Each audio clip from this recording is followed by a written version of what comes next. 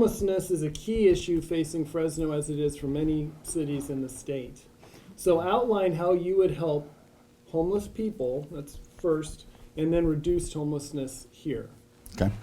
Well, I think it's important to know that we've done a lot of good things, I believe, as a city and as a county to address homelessness. But in spite of those efforts, in spite of the Continuum of Care, the Fresno Rescue Mission, the Poverello House's efforts, as well as a number of other organizations and the city, we still have seen about a 17% increase this last year in homelessness, according to the statistics I reviewed. So we're not doing enough. And I have a long history in dealing with the homeless in Fresno. Obviously, we created the Homeless Task Force that's been in existence for a period of time, been involved in a number of ordinances that were created over time, whether it's the Median Island Ordinance, Shopping Cart Ordinance, the No Camping Ordinance, a number of ordinances have been created to try to address this issue. And all of them have really fallen short of what I think to be what we need in Fresno. I believe what we need is to be able to centralize the homeless in our city and to get them out of the environment that they're currently in. The environment they're in today, in my opinion, is inhumane. You have criminal activity that's occurring out there on the streets between the homeless, females who are being sexually assaulted, assaults that are occurring nightly, and they're living in conditions that we as a society should be ashamed of. And at least part of the process for me, the starting point, is to have navigation centers in our city. And that is to look at the sprung up structures that they have in various locations. In fact, there's one at the rescue mission today. Those sprung up structures can accommodate 100 up to 100 individuals, bunk beds. They are intended to allow for these individuals to get out of the environment and to give us an opportunity to bring services to them. What drives homelessness in our city is people that are addicted to alcohol, people addicted to drugs, primarily methamphetamine, because methamphetamine originated here, more affordable, more available. We have people out there on our streets today that are suffering from mental health issues. We have veterans who quite frankly, feel abandoned in our city.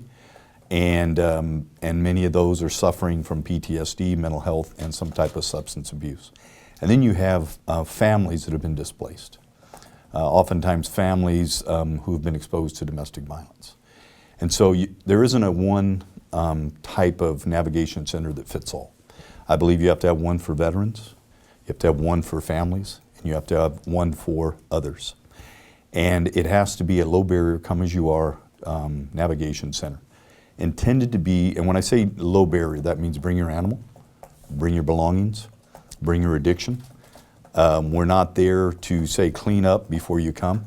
We're simply there to say we want you to come.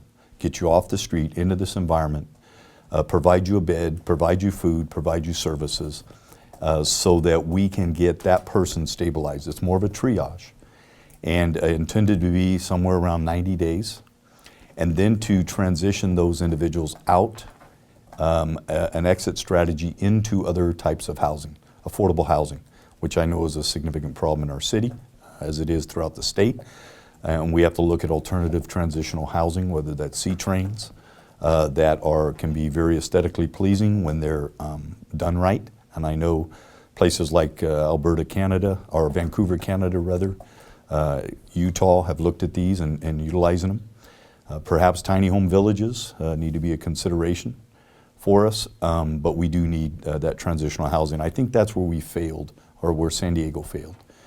San Diego has navigation centers, but they're leaving those individuals in these navigation centers too long. They only have about a 12% success on people exiting. Already in about a 90-day period in Fresno where we've put together some navigation locations, not necessarily a center like a sprung-up structure, already having success with about 55% finding housing, transitional housing. So we're going the right direction. Questions always asked, where's the money come from? Well, I saw, Gavin Newsom was in town yesterday. There are funds becoming available from both the state and the national level, in addition to the funds we already have, and I believe that's what's going to be able to create this. And one key element that I hear from those that are dealing with the homeless population, don't think that you're going to treat them for 30 days, 60 days, 90 days and be done.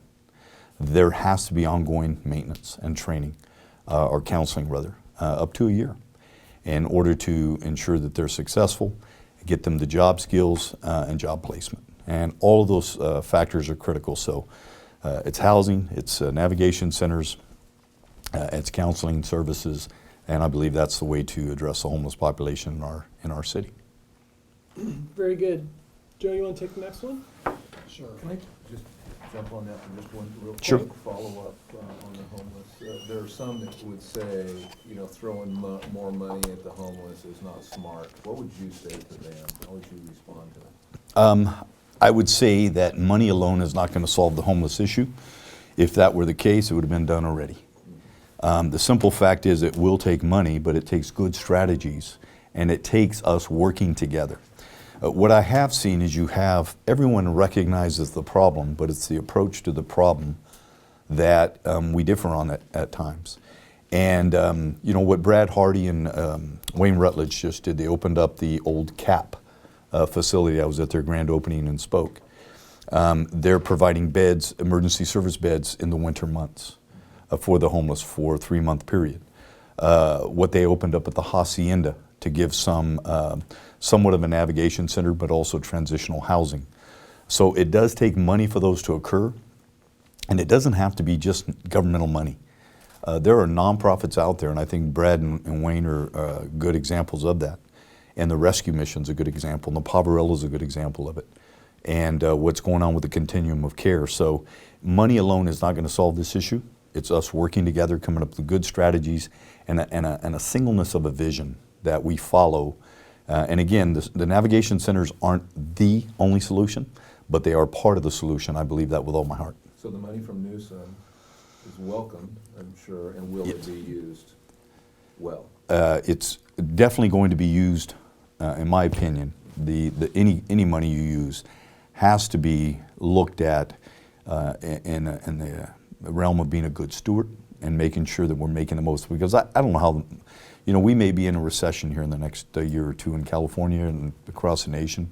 Those funds may not be available to us. So whatever we do with them, we can't be dependent on them, and we have to make sure that whatever we're doing, we're partnering with other organizations to maximize the use of those dollars. Thank you. Last year, actually, it's a year ago, in the 2018 election, obviously the Measure P was a huge deal, and it failed, and you were part of the campaign against it. Obviously, we do need to address the park situation in Fresno. What's your hindsight on all that? Would you have opposed it as strongly as you did if you had a do-over on that? And what is your take, basically, on what we need to do to improve the park situation in Fresno? Sure. It's important to know that I'm pro-park, pro-neighborhood, pro-streets, pro-city. And I wasn't anti-park. It was that I did not believe this was the right measure, in the sense that it wasn't balanced for our city, that it didn't address some of the public safety needs, to include public safety needs in the parks and around the parks. If you have a drive-by shooting in a neighborhood near a park, people aren't going to allow their kids to walk to and from the park. So safety has to go hand in hand. I didn't believe it addressed some of our fire needs that are so critical in our city as well. And so I think what has to be done, in fact I know it does, is that we work together to come up with a solution if in fact we're going to pursue some type of an outside revenue source like a tax.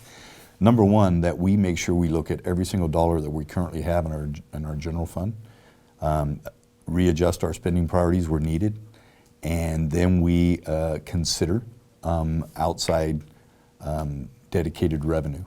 The question's going to be in the future for me is how long that tax would be for, what is going to be the percentage, and how it's divided amongst the entities. If it is a public safety, police, fire, parks type measure, I think that would be much more, at least for me, it would be much more of a well-balanced measure for us to look at. In hindsight, I think that measure did much like Measure G did in our city, and it created a divide. I do not like to see that. And You know, the question is, in hindsight, should I have been involved in that campaign? As I look at it today, I wish I wasn't involved in that campaign, quite frankly.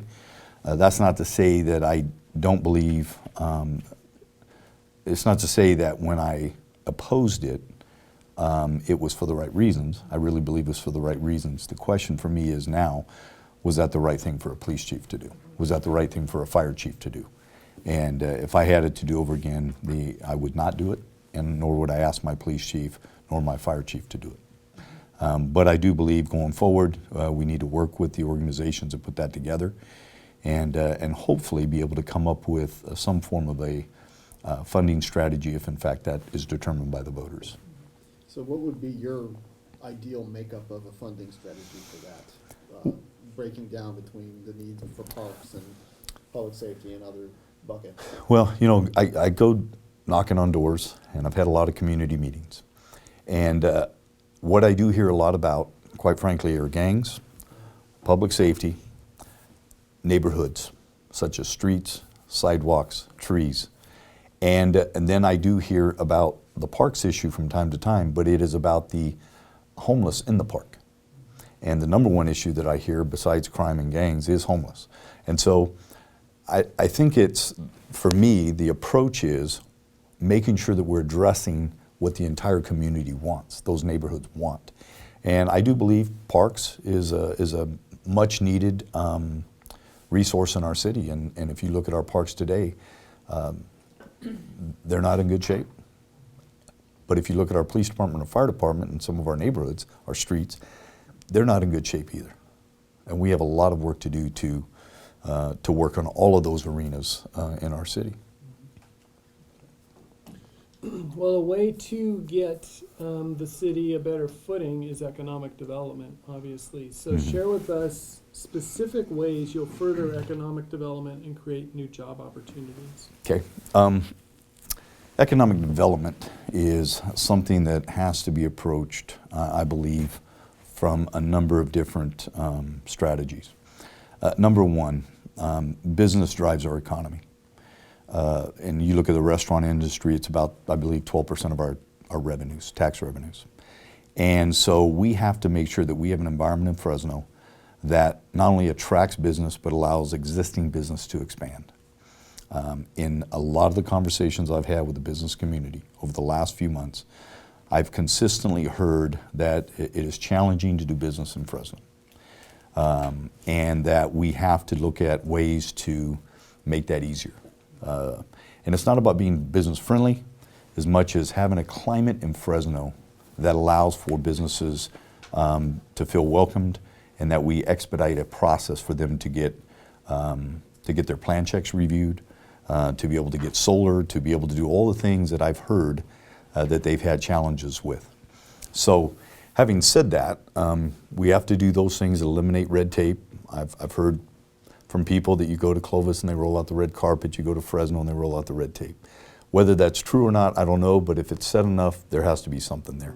Number one, I have some outside funding that will be made available to do a audit of our processes, and then we can compare those to some of the practices or other cities where there are best practices, whether that's Bakersfield, Modesto, Clovis, and those cities that have a good reputation for doing business. The second thing is I plan on spending time in those departments, learning the culture, learning the practices, learning some of the people, the policies, and what are those things that are restrictive. What are the things that are keeping us from having that reputation of being a business friendly or a welcoming environment? The thing that oftentimes I also hear is that should we have places like Amazon, Gap, Ulta in our city, is that really what we need? And I do believe we do need those types of entities in Fresno. They provide opportunity jobs, and I'll just give you an example. If you look at Ulta, the Gap, and Amazon, over a 30-year period, there's a additional tax return to the city, county, schools, and special districts of $322 million. And about 3,800 jobs, direct and indirect.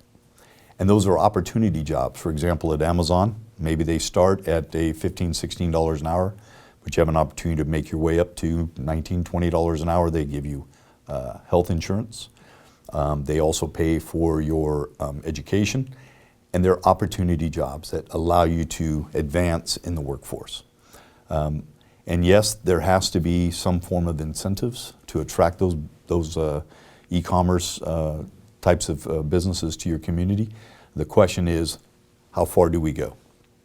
But the return on investment is great in terms of jobs and tax return. And the other part of it is, again, taking care of local business in our community. And then the third piece is this, and it deals with, do we have an unemployment problem in Fresno, or do we have an employable problem in Fresno? And perhaps a combination of both. But in talking with a lot of individuals out there in the construction trades, especially electrical, truck drivers, they can't get enough qualified people to come to work for them, even though the jobs are there.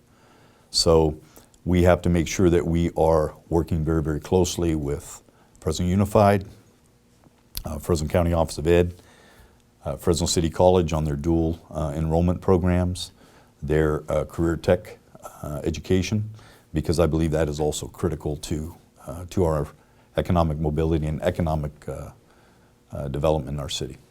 I've heard you before mention this outside funding source to pay for this audit that you were interested in doing. What is that source?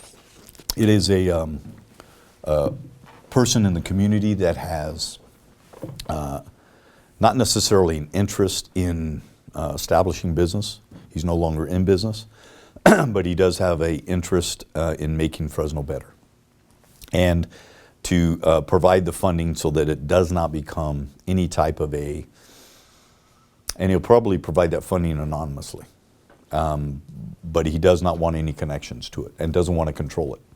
He wants the city to control the outcome as well as who does that audit. But he's willing to fund that effort so it doesn't get caught up in the political arena as we see so often. Do you have a sense how much something like that would cost? I don't know totally, but I would venture to say it's going to be somewhere around $150,000. Mm-hmm. And how did you go about securing that funding? He actually approached me. I did not approach him, and actually two people approached me on that, and I said, you know, should I become the mayor or should I get elected? Perhaps even before I become the mayor, we could initiate that process with the city. Okay. Renee, do you want to ask a question from the general list? What are your priorities for the police department? Number one priority is to select a police chief who is a proven leader, who understands the importance of the community, the trust factor, but also understands the importance of keeping people safe in the community. Somebody who's honest, again, has a proven track record, and someone who is willing to be an owner of the police department. And so that's the first step, bringing in somebody who is a top leader. The other is making sure that the police department continues to have the level of training that is critical. And I'll give you an example. You know, the Regional Training Center is something I'm very, very proud of. We built that during the recession. We'll never know how many officers have been prevented from being killed or injured as a result of that training center, as well as how many individuals in our community weren't injured by officers as a result of that training center. So training is key.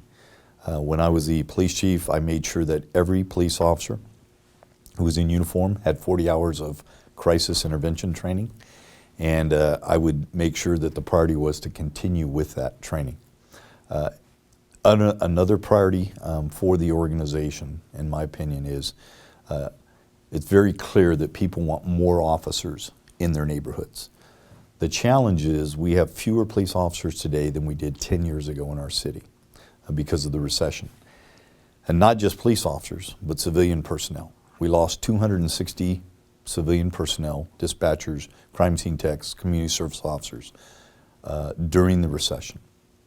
We've hired back about 100 of those. So we're still far behind in that realm as well. So it is important that we restore the police department as much as we can, that we make sure that they are fully engaged in community policing efforts, making sure that there are a sufficient number of officers in neighborhoods, that we are responding to calls in a timely fashion, and that we're able to keep people safe. The challenge is that people do not know a lot about what police departments are faced with, and I do. And so getting the right chief in place to be able to ensure that those things are occurring, the community policing, the ability to keep people safe, fighting crime, fighting gangs.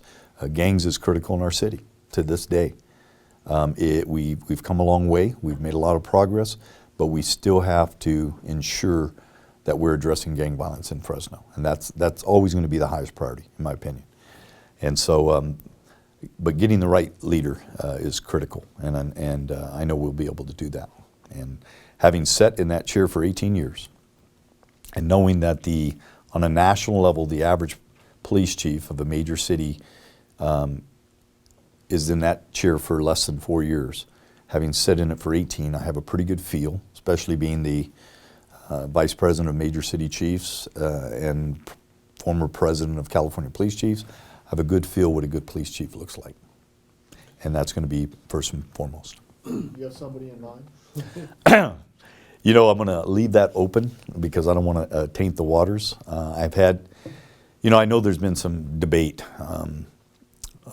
Mayor Brand would like to open it up and select a chief during his watch. And if that's the case, I hope it's done after March, and I hope after March there's a decided mayor-elect, and they would be involved in the process. And my preference would always be an internal candidate. I'll just say that. Preference would be.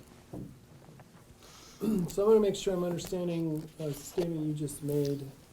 Is this a statement, you just said a second ago, addressing gang violence will always be your highest priority. Is that in the context of when it comes to policing in town, or of anything in town that will be your highest priority? Addressing gang violence. It definitely going to be the number one priority in the police department. Mm-hmm. But based on conversations I've had with people throughout this community, at community events and going door to door, which I do almost on a daily basis, that's the number one issue on the hearts and minds of people. They want a mayor that's going to make sure that their neighborhoods are safe.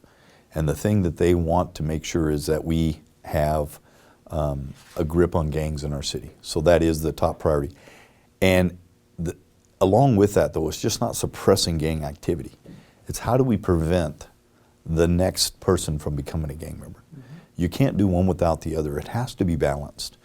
And for me, it's making sure that we're doing the things that keep kids out of gangs. Some of these kids who grew up in these neighborhoods, it's very difficult for them to avoid gangs, to avoid criminal lifestyle.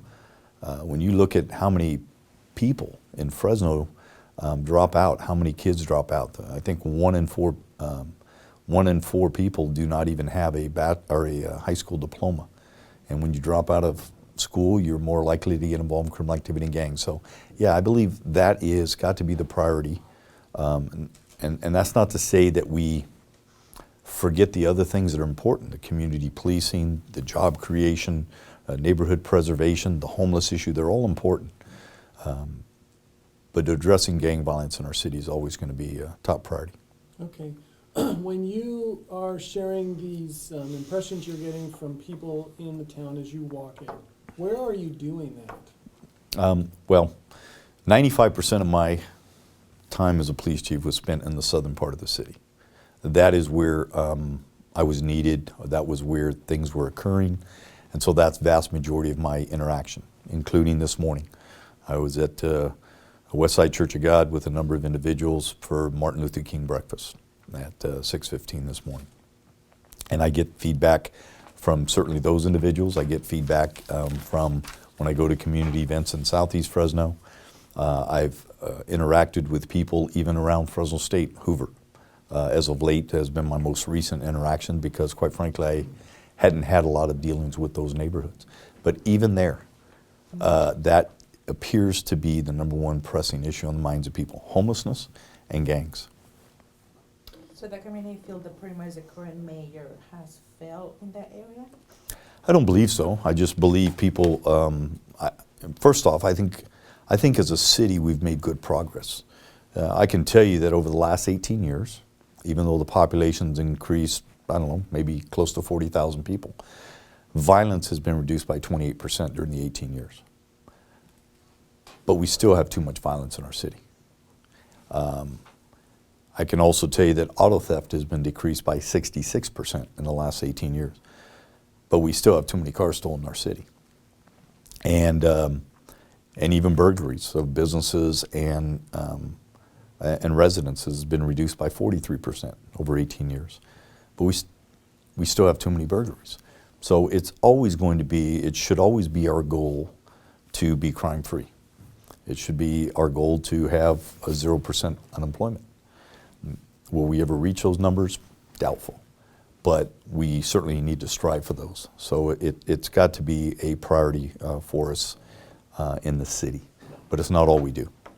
Okay. And it's a balanced approach to doing it. Some people who are critical of you say that, assuming for a minute that you do, as a mayor-elect or the mayor, get to pick the next police chief, that in reality you'll be the police chief.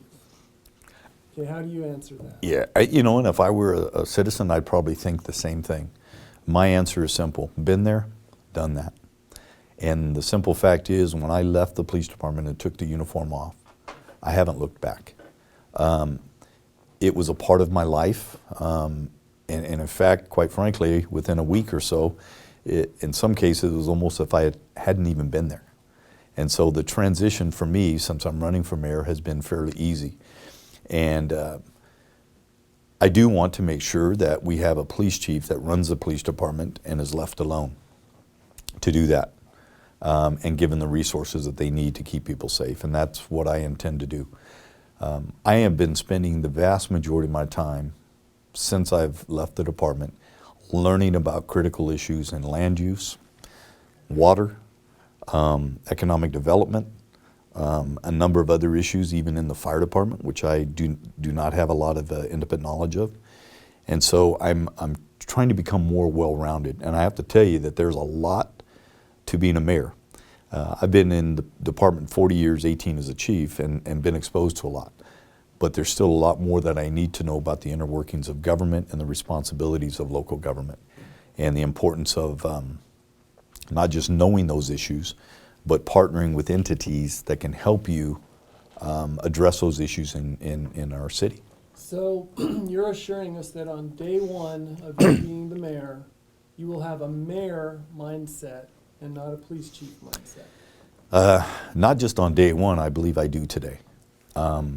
And honestly, my focus has been on job creation, economic development, and dealing with some of the neighborhood preservation issues. How are we going to get our streets and our sidewalks that are in disrepair repaired, restored in some of these neighborhoods?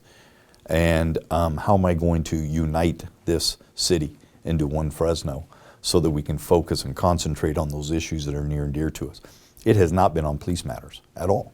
And Andy Hall's the new police chief. Andy Hall's running the police department. I have very little interaction with him, with anybody in the department. And I plan as the mayor of being that same type of person. Sure, I'll stay in tune. Just like every mayor who I've worked under has been in constant communication with me when I was a police chief, because they want to stay in tune. Right. That's normal. It's one thing to stay aware, it's another thing to direct. I have no intentions of directing other than this. Keep people safe, build the trust of this community, and let me know what you need. That's really all I can do. I've been there, done that. Okay. Your slogan is One Fresno. Yes. So explain how you will go about connecting Fresno's diverse groups? Well, I've already started that process.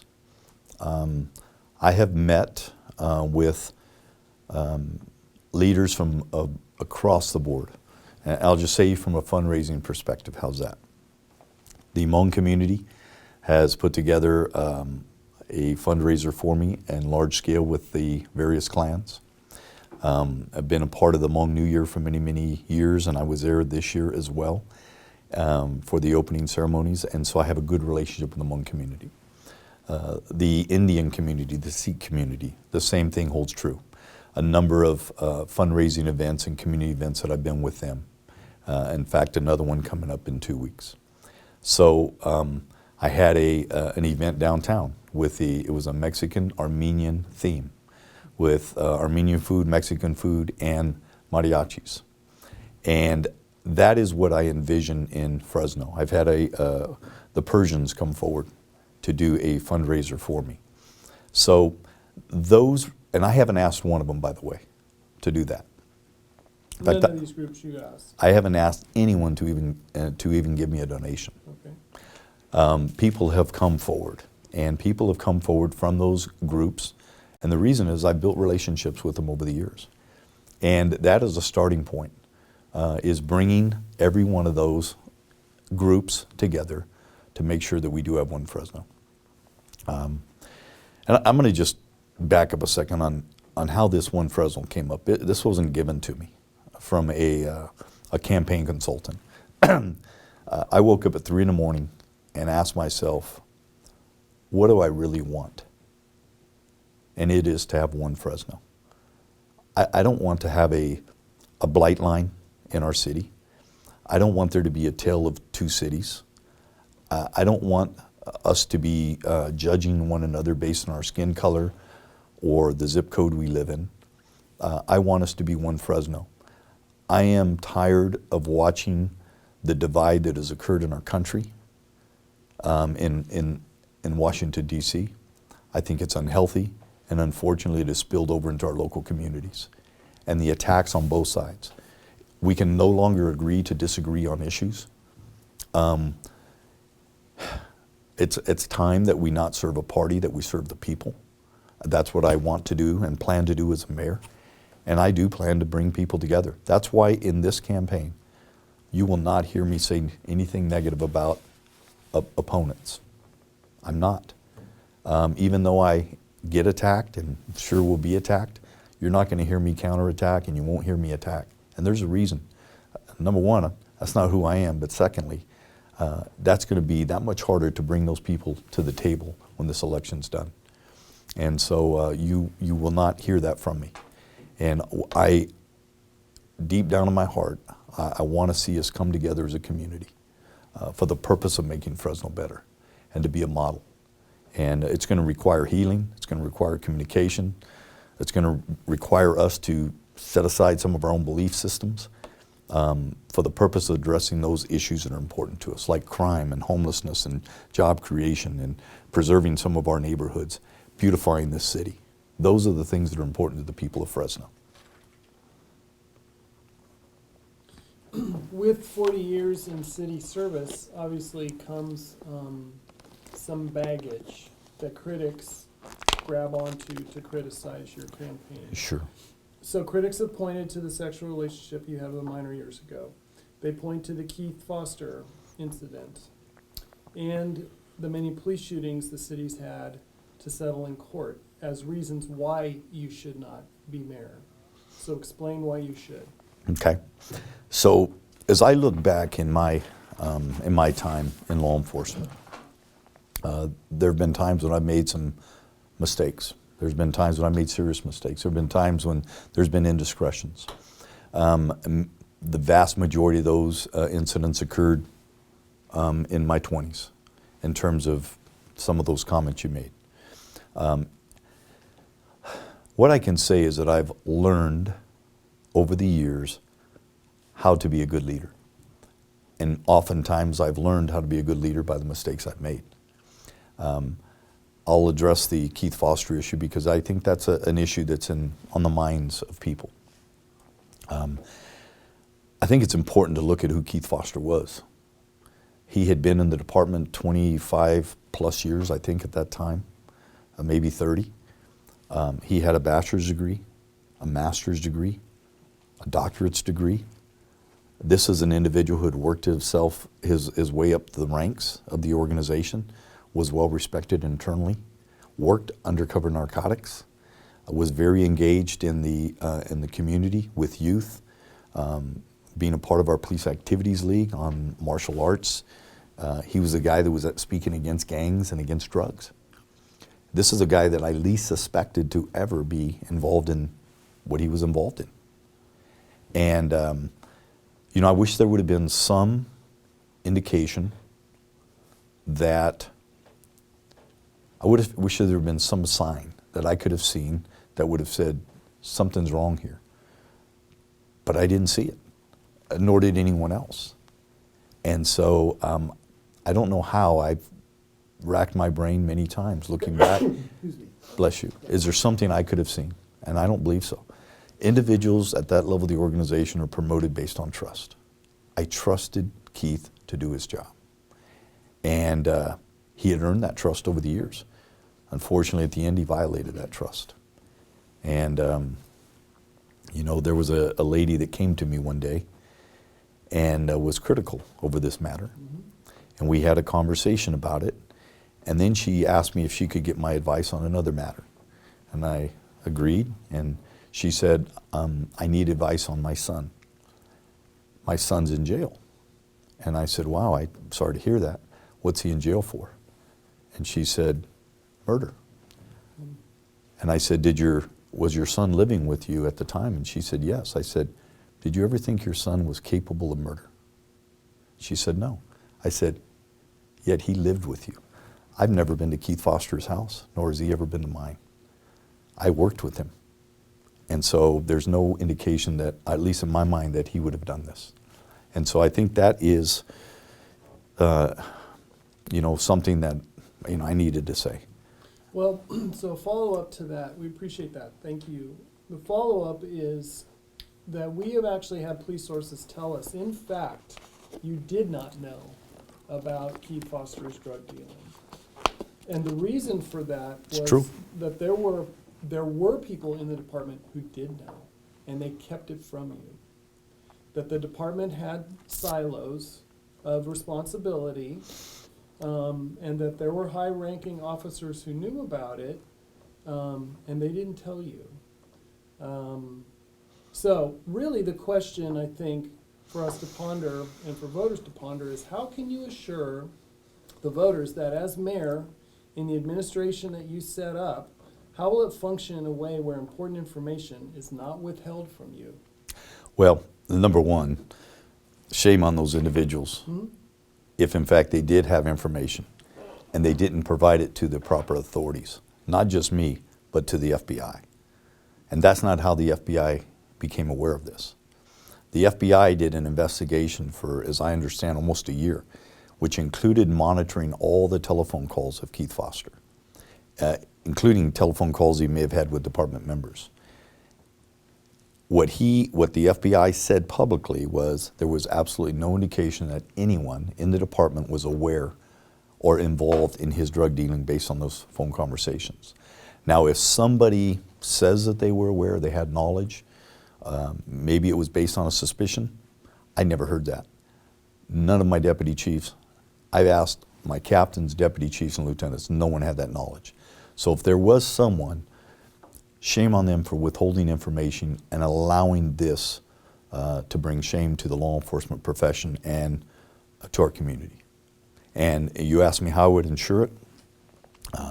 All I can say is, I've terminated probably close to 100 officers in my time as a chief because I took that serious. I believe that we have a responsibility and an obligation to this community to build trust. And part of that trust is making sure that we don't have officers throughout the organization working that shouldn't.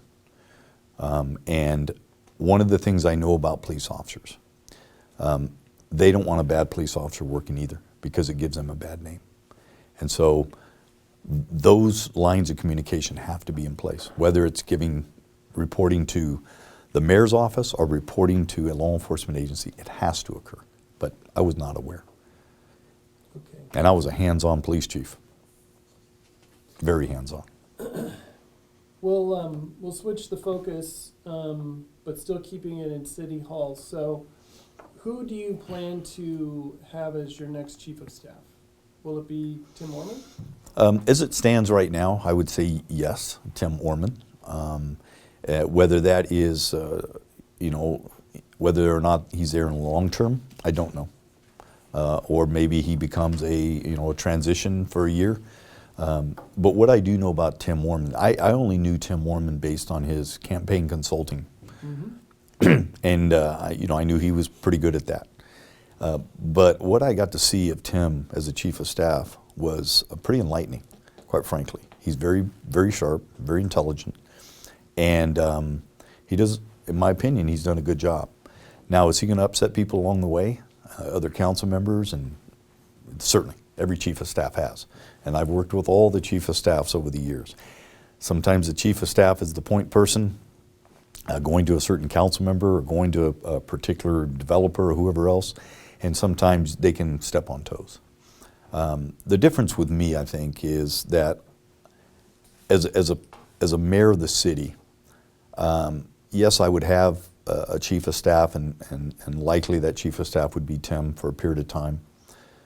But I'm more. I want to consider myself to be more hands-on. I would be the one to be meeting with council members.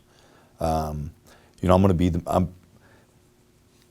If I'm fortunate enough to become the mayor of the city, I'm going to spend just the time at City Hall and involved in city government just like I was as a chief. I work tirelessly, 60, 80 hours a week. And that's what I would do as a mayor. And so I would be much, much more hands-on, but I would take advantage of the chief of staff. And as it stands, I think Tim is going to be that person at least at the onset. So I asked this question particularly because I thought I heard you say in the GV debate that you would not have him as your chief of staff. So did I mishear that? Yeah. Yeah, because actually it was the opposite. I said he would be. There was a question asked of me about who the city manager might be or who the team would be. Mm-hmm. And what I've said is that there will be changes. There will be changes in the mayor's office. There may be changes in the department directors.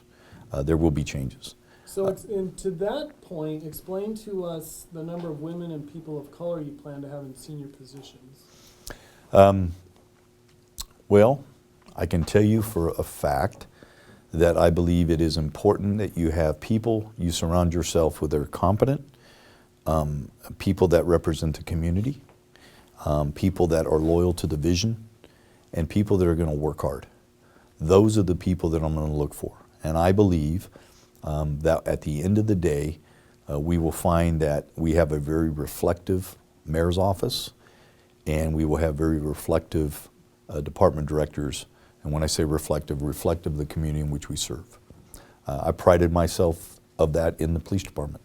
I look back, I think I promoted 10 deputy chiefs. 2 of those were African American, 2 were female, 2 were Hispanic. And so I try to be very, very reflective of the community in which we serve. Okay. Would you keep the city manager? I think that is something that is yet to be decided. I'll say the good thing about this cycle on the election is that the election occurs in March versus June. Hopefully this election gets decided in March.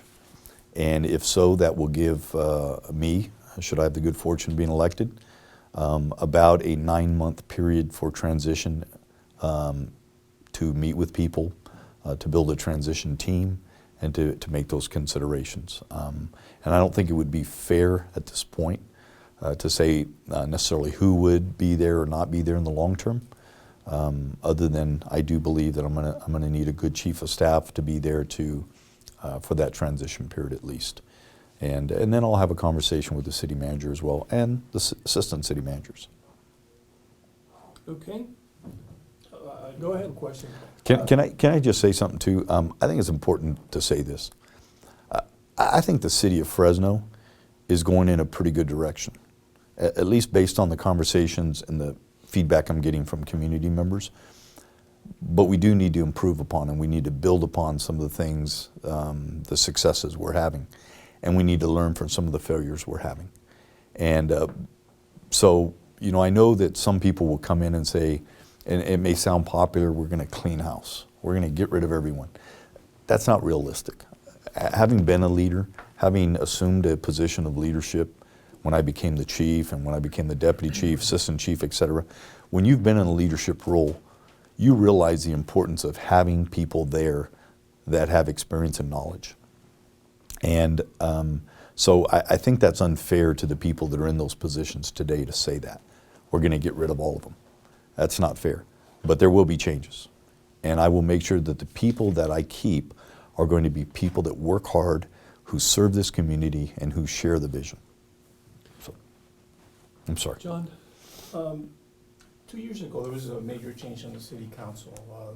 It shifted from the more conservative to maybe moderate, or you might say liberal, more diverse than it had been in the past.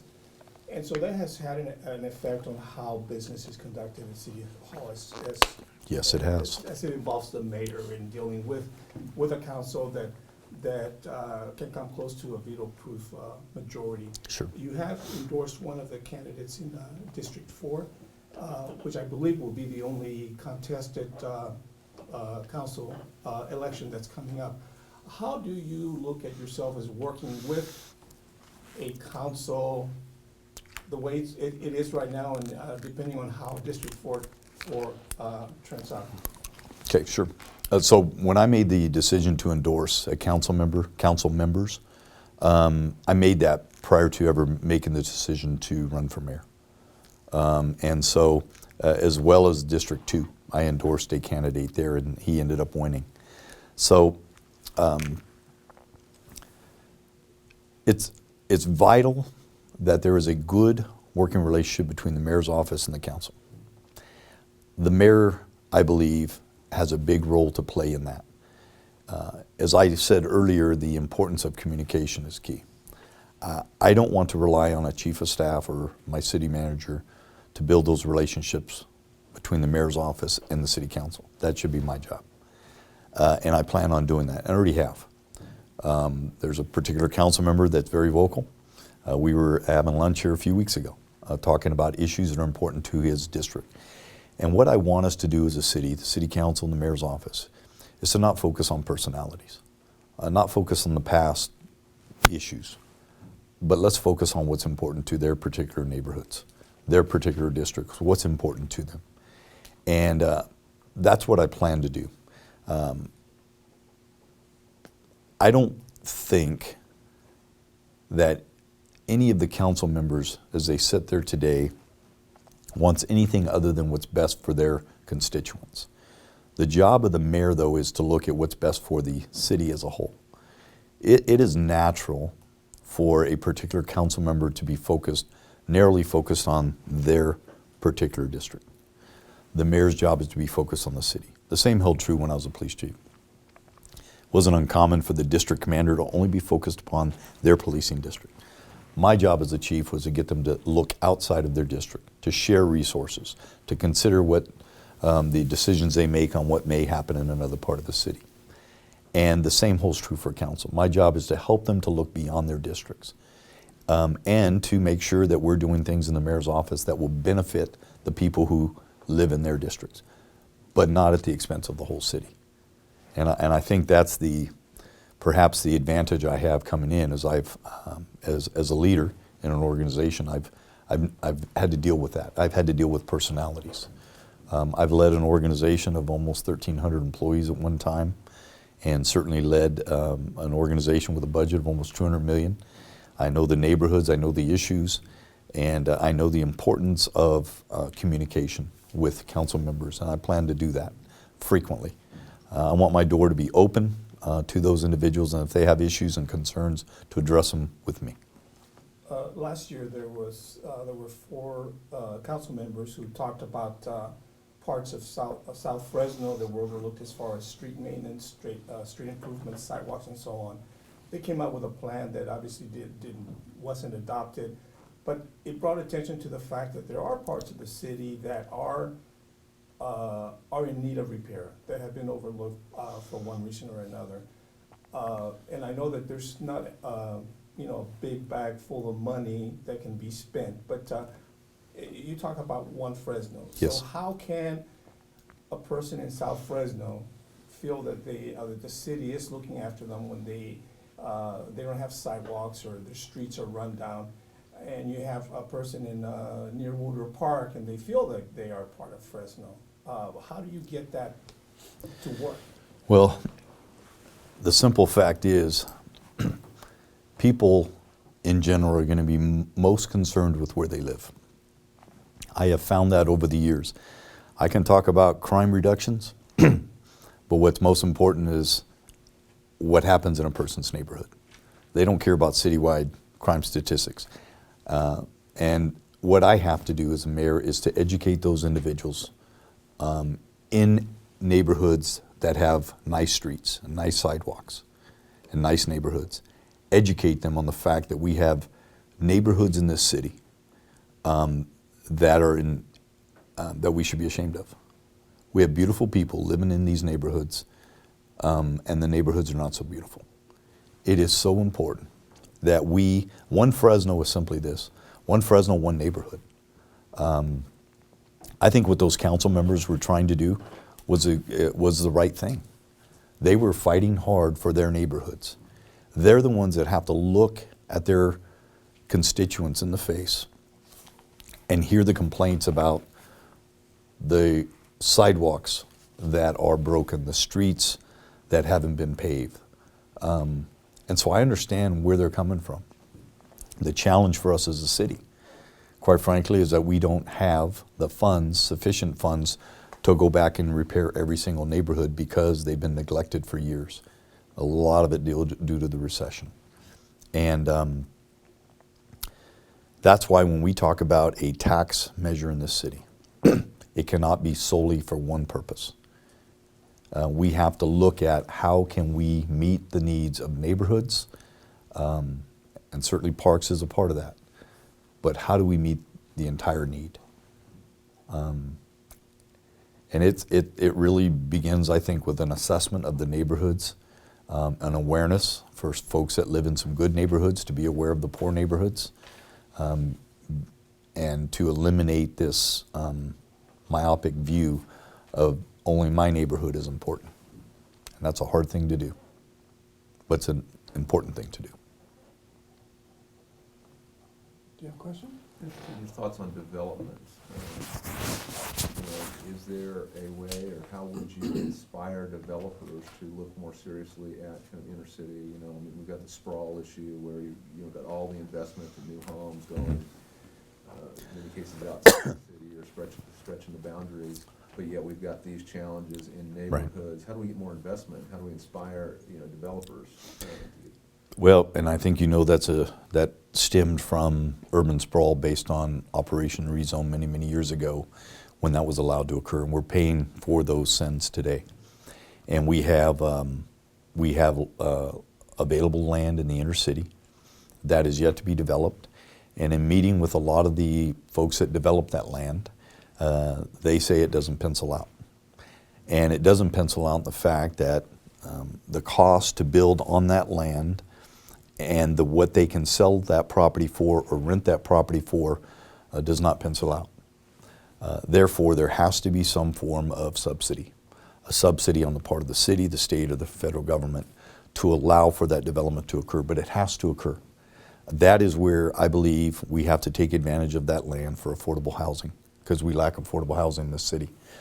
But I don't believe we can do it at the expense of shutting our city down to any other further development, because what we've seen as a result of that, where we eliminated the Southeast growth area opportunities, where we've eliminated some of the west of the 99 opportunities for housing, is that we have caused those developers to look elsewhere, which is in Madera along the 41, which is why we're going to have some 18 to 20,000 plus homes developed over there. And we're losing people from Fresno to those areas, which is going to cause problems in and of itself for us in terms of traffic congestion. The other part of it is Clovis. Clovis has opened up their land for these developers, and that's where they're going. So to say that we're just going to tell developers or tell these people, you're only going to do business here, I don't believe that's the right approach. I think we do have to open up the general plan, but we have to have a balanced approach. And it can't be opening it up and saying we're only building in the Sega or west of 99 or Copper. There has to be development of the inner city and a master plan to make sure that that does in fact happen. It's not going to happen without subsidies. Well, if I'm a developer, to follow Tim's question, and I hear you say that, I'm thinking, great, I can develop now in the southeast, west of 99. I don't need to worry about inner city, because the mayor has basically just given me the signal, go. Yeah, no, and the truth. So how do you draw it Sure. together? The truth is, meeting with developers, and this is what I believe. We have parts in the inner city where there's land available, but people are not developing. That is something that we have to incentivize. Is that zero impact fees for those developers who are willing to come in? And then there's a secondary area where there's land available, but no one's developing. Does that mean we have minimal impact fees in those areas? And then for those areas that are outside the southeast growth area or west of 99, that we have substantial impact fees. And I believe that's what has to occur. We have to make sure that development is occurring in our inner city and it pencils out for everyone. But we cannot open up the Sega, the southeast growth area, or west of 99 without ensuring that we're developing in our inner city. It has to happen. That's the affordable housing. Does stretching the boundaries like that put more pressure on resources, police and fire and Utilities. It certainly does, especially if the infrastructure is not in place, which is why you have to have developers paying for those infrastructures cost. And I believe that's important to do it through the CFDs. Okay. Thank you. Marijuana's been in the news a lot, and Fresno's response to it has been different than some other valley cities. What's your take on what should happen with legal marijuana in Fresno? And are you happy with where it is today?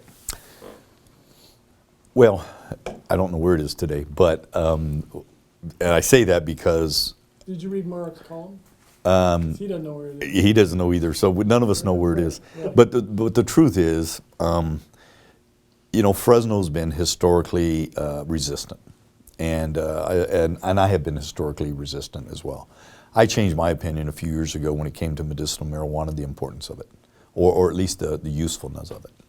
I still do not, from a personal level, I'm not a supporter of recreational marijuana use, but at the same time, I understand the fact that the voters have voted that it is legal in California. It's our job that we make sure that whenever we do allow for these facilities, that we do so in a way that ensures safety and minimal impact on neighborhoods. That's our job in local government. I believe all of this is short-term. Short-term in the sense that eventually, within the next couple of years, in my opinion, we're going to see it legalized across the United States. And as it grows across the country in terms of legalization, the pharmaceutical industry is not going to sit on the sidelines. They're going to take it over. In fact, I had a conversation with an individual today who has a CBD business in Fresno. And he agrees. Eventually, Big Pharma is going to come in and take it over. In the meantime, he wants to build his business like other people want to build their business, with the thoughts of maybe they will end up selling those businesses to the pharmaceutical companies. So what we need to do as a city today is make sure that we come up with a reasonable plan that allows for the development of these distribution centers or retail, and to make sure that they have minimal impact on neighborhoods, that they're not all concentrated, and that they're safe, and that they're well regulated. Right now we don't have that. And the other thing that we have to do is we have to make sure that we focus on the black market. And the black market is thriving right now, and part of the reason it's thriving is because for people to purchase marijuana today legally, it is highly taxed at the state level and local jurisdictions. And therefore the black market is thriving because that's where a lot of people are going. It's important as a city. We do not see this as a big revenue source for us. And I think that's what people thought at the beginning. It's not going to be. And we should not pursue it in that fashion. You mentioned that in previous comments that you did some things in your 20s that you regret. What are those things that you regret the most and why?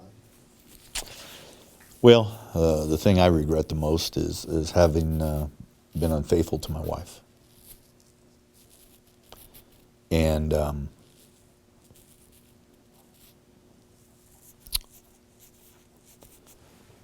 that has stayed with me all the way since my 20s, and I'm 60 years old today. And, you know, I hurt a lot of people along the way when I was in my 20s.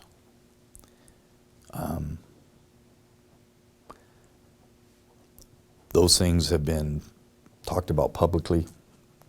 They were investigated. As I fast forward, I've served this community 18 years as a police chief. And what I'm hoping for is that people will make the decision whether or not to support me as the mayor of this city, not based on who I was in my 20s, but how I've served as a police chief in the last 18 years and who I am at the age of 60. My wife and I have been married now 39 years. Be 40 years May 24th. We have 2 children. We have 5 beautiful grandchildren. And one of the things that I've committed to my wife is that I would not make that an issue in this campaign. Now, others may, but I'm trying not to participate in that. And I've made that commitment to her. In fact, she's asked me not to publicly discuss it. But having said that, I do know that's part of my history, part of my past. And even though God's forgiven me and my wife's forgiven me, my family's forgiven me, and it's been public when I became the chief and it's been investigated, there are certain people that still have a desire to talk about it. And all I can say is I hope people judge me for who I am today and not for the decisions I made almost 4 decades ago. So I have a question when you talk about everyone has forgiven you. I think a long time ago, you know, when the issue first became a story, you made a comment about the department also forgiving you. Can you talk about that? I can, in the fact that I had conversations with the prior administration. Also had conversations with Mayor Autry before he ever appointed me. And so I believe that I did what I needed to do at that time. And again, it was vetted publicly. And it was a very difficult time in my life. But I believed at that time that it was behind me. In fact, I had the former publisher of the Fresno Bee come to my office, Ray Steele. And Ray said, "It's done. It's behind us. We're moving forward." And we shook hands and we moved forward. And so, anyway, it is what it is, Marina. And I can't change my past. All I can do is say that that's not who I am today. And the person I am sitting before you is somebody that loves this city, somebody that's paid their dues. You know, I've done all I could to keep people safe in Fresno at great expense. At the expense of having my life threatened, my family's life threatened, at the expense of having to relocate my daughter from Fresno State to Oklahoma at one time because of death threats. The expense of having the SWAT team provide security to me and to my family, not at my direction, but former Mayor Autry because of the death threats. And I paid my dues. I paid my dues in serving this city. And I want to continue to do that as the mayor of this city. I love Fresno with all my heart, and I'm doing this for the right reason. I'm not doing it to occupy a seat of authority. I've had that for 18 years, and quite frankly, it's not all that people think it is. There's a lot of scrutiny and criticism that goes with it. I'm doing this for the right reason because I care about Fresno, and I want to make Fresno better. And I believe we're at a critical time in our city where it's going to require strong leadership.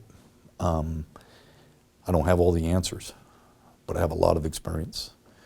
You know, when you're younger in life, as I was, you have a lot of energy, a lot of excitement. Sometimes you don't have the experience to go with it. As you get older, the position I'm in today, I have a lot of experience. The good thing is I still have a lot of energy and passion and excitement for this city. And when those two areas cross, I think you end up with a good leader. What are the attributes of Fresno that you want that aren't present today? I want us to have a clean city, a city that we can be proud of. The people that live in the neighborhoods feel good about where they live. I look around our city today and I see homeless people up on the embankments of our freeways. I look in our neighborhoods and I see trash, I see homelessness, I see tents. I go down in front of the Poverello house and I see what closely resembles a third world country. And that is something that we should be ashamed of as a city. I know I am. And I want to see a clean city. I want to see people feel good about their neighborhoods. Because unless a person feels good about their neighborhood, they're not going to feel good about where they live, the city. I want people to brag about Fresno. I want kids who go off to college in another city to want to come back to Fresno and not stay in that city. We have to have a vibrant nightlife in downtown Fresno for that to occur, I believe. And we have to do some things in our city that closely resembles what's being done in places like San Diego and some of the larger cities. So I want a city that feels good about itself. I want people to feel safe about where they live. I want people to have a good quality of life. I want people to feel good about letting their children play in parks and play in the front street or their front yard without the fear of them getting caught up in a drive-by shooting. I want Fresno to be a model city for this country. I know we can be, but it's going to require us to come together and set aside some of the crazy bickering that we have in this city. I want to, for the next 8 years, I plan on uniting this city and addressing the issues that are most critical to us. Jumping off the bickering comment, and you talked a little bit about how you're tired of the divisive political climate. I think we all are. Yes. Political scientists talk about how in 2020 voters are going to go to the poll for one issue, and that's President Donald Trump. Do you think that as a mayoral candidate you should, or are you willing to talk about your stance on President Donald Trump? First off, I believe that any person at the governor's office or in Washington, D.C., the president, has a tendency to create a divide in our communities. There used to be a time when you can say, I voted for this person or I voted for that person, and as a result of that, the two people could then still be friends. Today, if that happens, there's an automatic divide between them. And what I don't want to do is allow what's happening in Washington, D.C. to spill over into Fresno. I do know that what certain polling has shown about the people in Fresno in terms of how they feel about the president. I also know that there's a strategy in place by folks who oppose me to try to tie me into being associated with the president. And I think that's unfair, number one, because it serves to further divide our community. And I respect the office of the president, no matter who serves there. President Clinton, President Obama, President Trump. I respect the office of the governor, whether it was Arnold Schwarzenegger, Jerry Brown, or Gavin Newsom. Anybody that steps into those political arenas, I have a respect for, and I pray for them. as leaders of our cities, states, and nation. I had a close working relationship with Jerry Brown, a very close working relationship. We've been to dinner, we've been to lunch, because we focused on those issues that were important. And so I don't want state and national issues to create a divide in Fresno, and I won't let it. I won't let it. I'm going to take advantage of federal dollars, and I'm going to take advantage of state dollars to benefit the people of Fresno, and I think that's what the mayor does. To springboard off Brianna's question, what policy and practice will you have in place as mayor to be accessible to the press? Well, to my downfall, as some might say, I'm too open. But I believe it's the right thing to do. And I will continue to be that way as the mayor of this city. Every reporter will have my cell phone number, as they do today. When a reporter comes into town, I give them my cell phone. And I've done that historically as a police chief because I believe it's better to give people access than for them to need access and not be able to provide it to them, and then something negative happens out there in a story. So it will be wide open, just as it was when I was a police chief. And not just for me, but for every department in the city of Fresno, because I believe in it. I believe in transparency. I believe in openness. And I don't want to see anything other than that. Do you plan to have a spokesman, or can we call you directly? I mean, you're giving us your phone number, so I guess we can call you directly. I think there was just like it was in the police department, I had a public information officer that people went through, for the most part. And my job was to make sure that they were extremely responsive, because I have found in the media industry that if they're not returning calls quickly and meeting timelines, the next phone call goes to me. So whoever works for me in that capacity is going to be someone that understands my philosophy. And that's openness, transparency, responsiveness.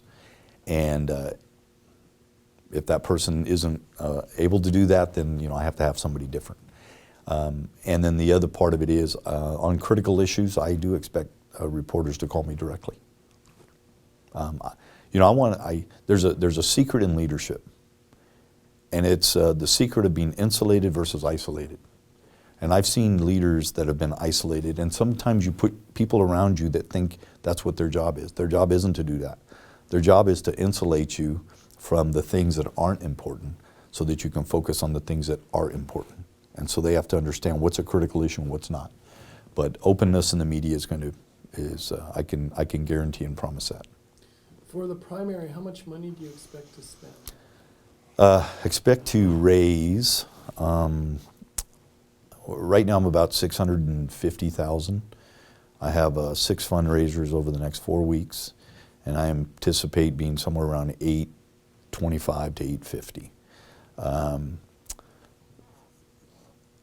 And so, in terms of how that money is spent, I can't get into, but I can tell you that it takes a lot of money in an election, especially when you have a presidential cycle where you're competing for airtime on commercials that cost more. And so, and I will tell you, I know some people might say that I got all these big donations, but I'm proud to say the average donation that I've had is under $500. And I'm at $650,000, so that shows you how many people have contributed to my campaign across sectors, from $20 donations to the max. And I believe that's important. And I've told everyone who's committed to me, donated to me, you're not buying me. You're not buying access. You're supporting my vision for what I have for Fresno. And so far, that's been very good. I have the Fresno Police Officers Association who's endorsed me, Fresno Firefighters Association, the ATU, the bus drivers in the city of Fresno. I just received the endorsement of the Fresno City Employees Association, which was important to me. And that happened 2 nights ago. In fact, it was not a single person voted against me. And so the vast majority of the employees in the city of Fresno are supporting me. when you were walking in, we were talking about how, being mayor means you need to learn a lot. And you said that you've learned a lot during the campaign. What has, struck you most out of that? Boy, a lot. One of them is water. I think water is because if it rains, people think there's the water issue isn't important. The simple fact is, right now, we are overdraft between Madera and Kern. We are overdrafting 2.5 million acre feet of water per year. That's 5 times the size of Millerton Lake. And that as of January 31st, we have to, the agency, Frine Agency has to have a plan in place that prevents that overdraft. And that's not an easy task. There's 70 coalition partners that have come together to develop a plan, and part of that plan is going to be receiving more water from the Delta. Today as it stands, 80% of the water is north of the Delta, 80% of the need is south of the Delta. And so that's a lot of people, 23 million people that aren't getting water. So that's a critical issue, and what that looks like, and how the mayor plays a role in supporting the plan to address the Sustainable Ground Water Management Act. How the mayor's role is important in that, and I've spent a lot of time on that issue, meeting with folks. The other one is land use. Developers, and not just developers, but this developer may think this is the right answer, this developer thinks there's another, one's doing commercial, one's doing residential. They have different opinions. And, but land use in your city and how that impacts, it could be the single most important issue facing a city is land use, because it sets the direction of your city. It determines whether or not you're going to have sufficient resources. It, as we saw in our years of urban sprawl. So that's been a really an eye-opener for me. And economic development. I know we have poverty in our city, and that we ranked in, number 1 in the nation, I believe, or 2. But what I didn't have an understanding is really what drives that. And when you look at, we have 1 of 4 people who could have a high school diploma that do not, and with the impact of that. A person doesn't have a high school diploma, the average income is about $17,000 a year. But if you take that same person and they not only get their high school diploma, but they also get their bachelor's degree, their pay goes up to about $51,000 or $52,000 a year. So you triple a person's income based on their education level. And so the importance of the mayor in addressing educational issues within their community, because it ultimately impacts poverty in your city. And that poverty is where we're at today.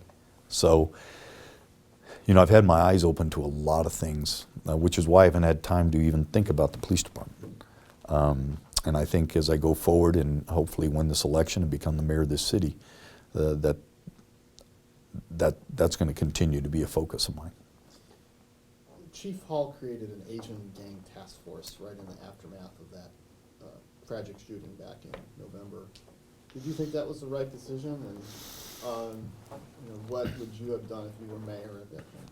Well, I try not to go back and second guess people who are assuming my position, just like I become the mayor. They'll never talk about Autry and Brand and Swearingen and Patterson and those guys. Because you don't know what it's like until you're in that position. But here's what I will say. I knew early on there were gang members involved in the shooting. We also knew early on that the people that were the victims, the 10 victims, were not gang members. And now there's always information out there that maybe a gang member was supposed to be there, wasn't there, or was there and then left. So what I did know was that the individuals they were looking for were involved in gangs. That was the purpose of creating the Asian Gang Task Force for information. I think the challenge was that wasn't conveyed through the media to the public in that manner, like I just did. If it had been, people may have said, oh, I get it. The suspects are probably gang members, but not the victims. But having said that, sometimes investigators feel that if you do that, you've given up your hand. And so there's that balance that you have to achieve, and I probably erred on the side of over-communicating with the media and the public. And sometimes, you know, my detectives will say, God, Chief, I wish you wouldn't have said that.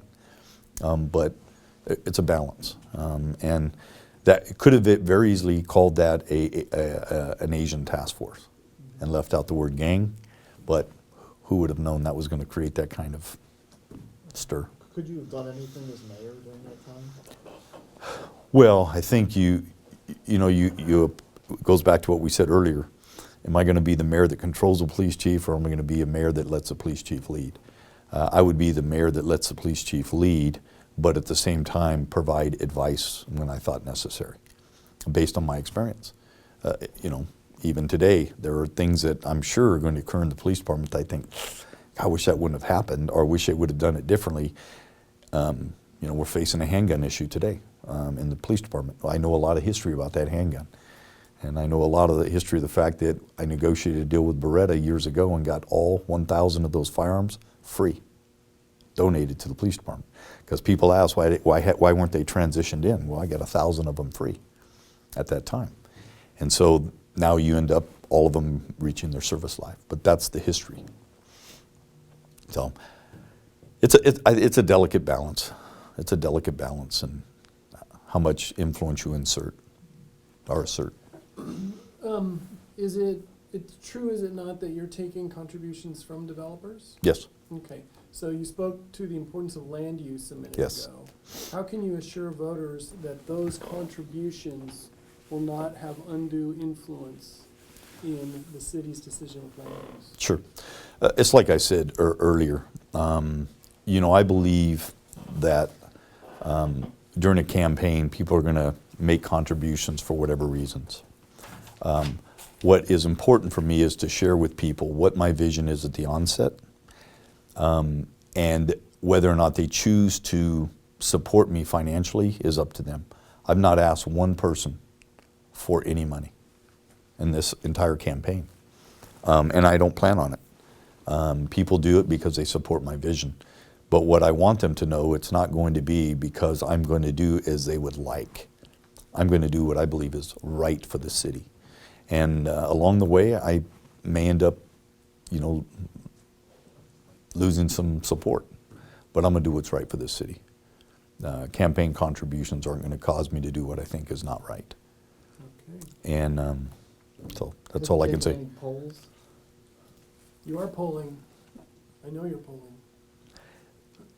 There's a poll. And what was it? I can't say.